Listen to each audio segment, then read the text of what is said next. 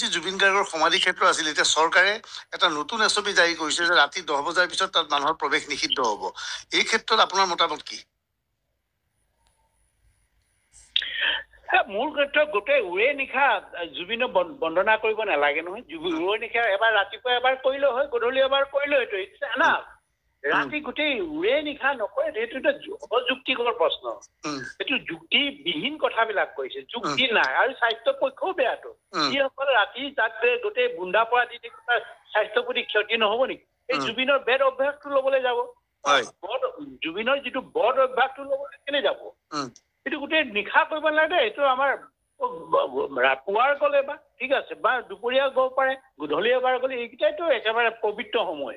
এতিয়া মাছ নিশা এইটো কোনো সেৱা নকৰে, আৰু মাছ নিশা নাই যিসকলে কৰিব সিহঁতো মানে জুবিনৰ যদি মানে যিখিনি মানে যিটো হেৰি আছিলে, যিবিলাক ৰাখি থৈ গৈছে, আৰু আমি যদি তাক এণ্ডভাৰ কৰি লৈ যাবলৈ হয়, সিহঁতৰ স্বাস্থ্য সিহঁতেও ভাল থাকিব লাগিবতো।